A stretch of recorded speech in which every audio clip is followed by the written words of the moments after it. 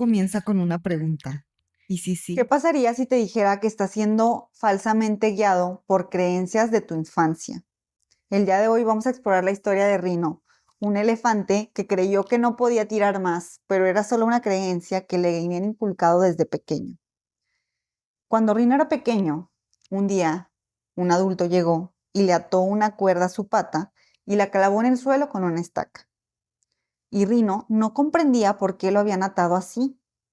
Y entonces todos los días él tiraba de la cuerda, tiraba y tiraba, pero por más esfuerzo que hacía, no lograba poder zafarse.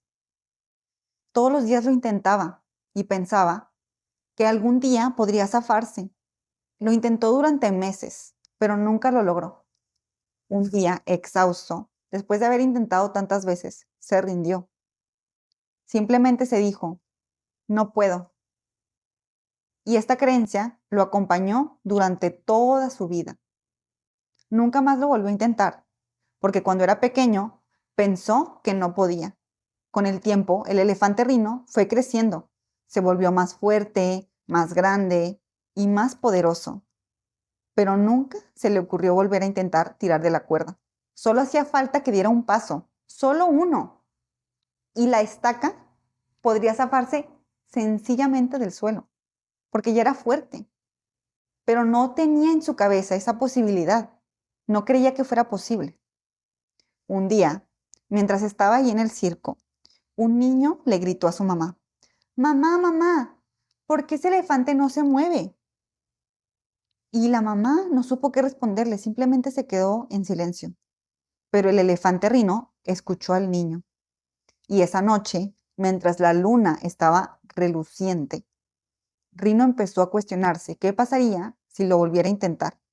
Imágenes de su pasado y de su infancia empezaron a presentársele en su cabeza, cuando era pequeño, cuando todavía era un pequeño elefante. Y se visualizó todas esas veces en que había intentado tirar de la cuerda y no había podido lograrlo. Y pensó, no tiene caso que lo intente, ya lo he intentado muchas veces y no he podido zafarme. Pero recordó las palabras del niño y pensó, ¿y si lo intento una vez más? Tenía miedo, pero aún así lo intentó. Se armó de fuerza, se armó de valor y dio un paso hacia adelante. Y la cuerda se zafó. Ni siquiera tuvo que hacer un esfuerzo, simplemente dio un paso. El elefante Rino no lo podía creer, que solo había necesitado dar un paso hacia adelante. Y la cuerda se había zafado. El elefante Rino esa noche lloró. Lloró y lloró y lloró, porque no podía creer que solo le había costado dar un paso hacia adelante para zafar esa cuerda. Y no quería quedarse así, quería incentivar a los demás elefantes a que lo hicieran, porque él ya era libre, ya no estaba atado. Entonces, poco a poco, empezó a convencer a los de alrededor de él a intentarlo. Y no todos le hicieron caso a la primera, pero con el paso del tiempo, la mayoría de los elefantes lograron zafarse. Y esta historia nos recuerda muy simbólicamente que muchas veces no es que no podamos hacer las cosas, no es que no sepamos hacer las cosas, es que creemos y crecimos con un miedo que nos mantiene atados a una falsa creencia. Y hoy quiero específicamente hablar sobre las grasas. Y es que muchas personas, sobre todo las personas que crecimos en los 90s o antes, nos inculcaron en la cabeza un miedo muy profundo a la grasa, que la grasa tapaba las arterias, que la grasa era literalmente igual a peligro. Y es que durante los 60s y 70s se empezó a inculcar en todas las redes de comunicación de aquel entonces la creencia muy popular de que la grasa era dañina.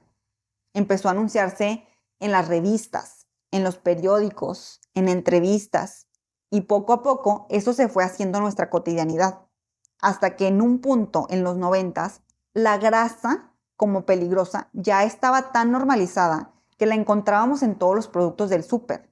Todo el marketing estaba aterrizado hacia productos low fat, bajos en grasa, bajos en calorías. Y incluso marcas como I Can't Believe It's Not Butter empezaron a popularizarse, haciéndonos creer que la margarina era mejor que la mantequilla. Y al crecer nosotros cuando éramos pequeños con esto tan normalizado, empezó a hacerse una realidad.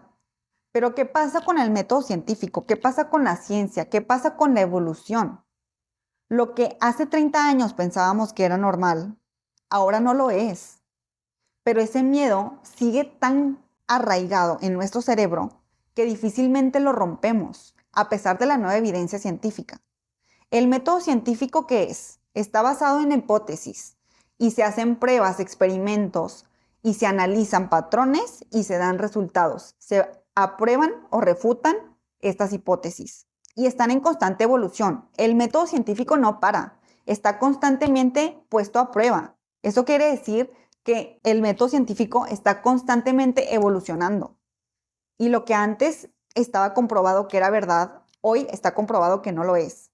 Por eso, los médicos, nutricionistas y en general todos los profesionales de la salud estamos obligados a estar en constante educación continua a través de congresos, seminarios, talleres, cursos. Y aunque obtenemos una acreditación de cédula profesional por parte de la SEP que nos dice que ya cumplimos nuestros estudios académicos, es nuestra obligación como profesionales de la salud estar constantemente actualizándonos para dejar de recomendar ideas erróneas y que ahora no son verdad, para dejar de desinformar a las personas. Es muy importante la actualización, porque con la actualización podemos dejar de satanizar la grasa.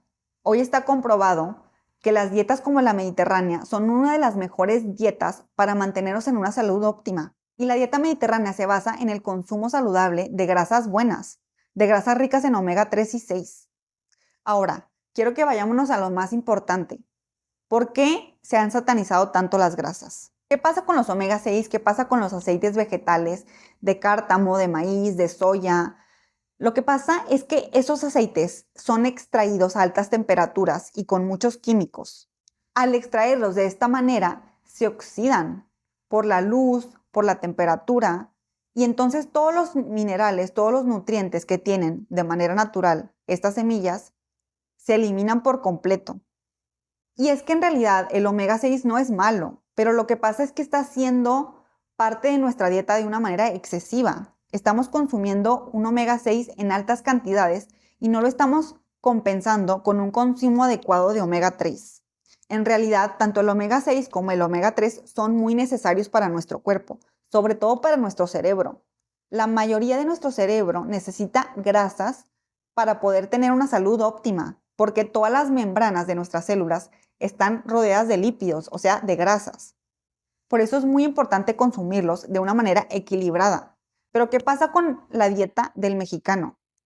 La dieta del mexicano es muy alta en omega 6 y muy baja en omega 3.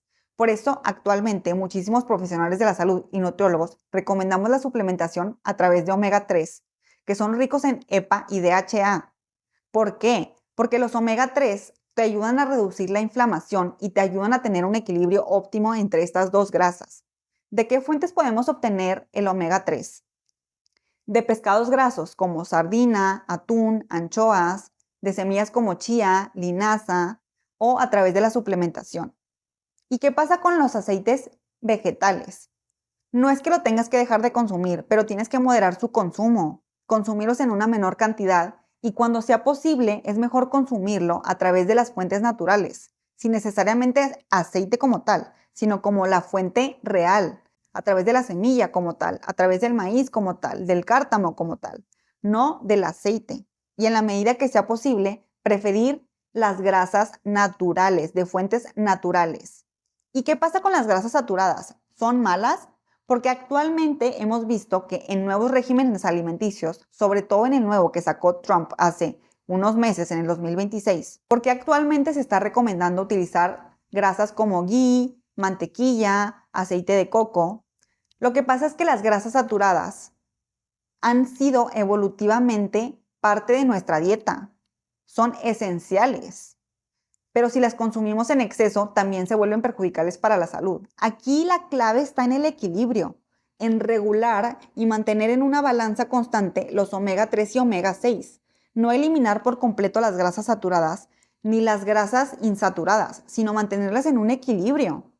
Y esto se puede obtener a través de carnes ricos en grasa, sí, De manteca, sí, de manteca de cerdo, de manteca de guayú. Y esto quiere decir que sí está bien consumir carnes ricas en grasa, siempre y cuando no sean por completo nuestra fuente de grasa, sino que las mantengamos en un equilibrio. ¿Por qué es importante el omega 3 para nuestro cerebro? Aquí hay una parte muy importante. El omega 3 es fundamental para los neurotransmisores de dopamina y serotonina. Estas dos neurotransmisores nos ayudan a tener un estado de ánimo placentero.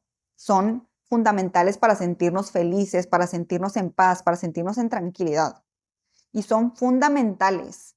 Por eso es muy importante consumirlos, ya sea a través de la alimentación o a través de la suplementación, porque eso nos ayuda a disminuir la ansiedad por comer, nos ayuda a tener menos inflamación en el cuerpo y en general nos ayuda a sentirnos mejor. Como conclusión, la historia de Rino nos recuerda que no se trata de un blanco y negro, de irnos al extremo, de simplemente consumir grasas saturadas o simplemente consumir grasas insaturadas, sino de mantenernos en un equilibrio óptimo. Ahora quiero que juntas, tomemos una inhalación profunda. Inhala y exhala. Y ahora quiero que cierres los ojos y que visualices una cuerda atada a tu pie y una estaca que te clava al suelo. Y quiero que visualices esta cuerda como la creencia de que la grasa es mala, de que la grasa es nociva para tu salud. Y ahora quiero que tomes otra inhalación profunda. Inhala y exhala. Y quiero que te hagas la siguiente pregunta. ¿Qué pasaría si la grasa no es mala, sino necesaria para tener una salud óptima? ¿Qué pasaría si me atreviera a dar un paso hacia adelante y dejar atrás la creencia de que la grasa es mala para mí? Ahora con esto resonando en tu cabeza, quiero que te atrevas a dar un paso hacia adelante y veas cómo esa cuerda no solo se zafa del suelo y esa estaca se cae, sino que esa cuerda se elimina por completo, se esfuma. Toma nuevamente una inhalación profunda, inhala y exhala. Y lentamente abre los ojos. Espero que esta información haya sido útil para ti. Nos vemos a la próxima en un nuevo episodio.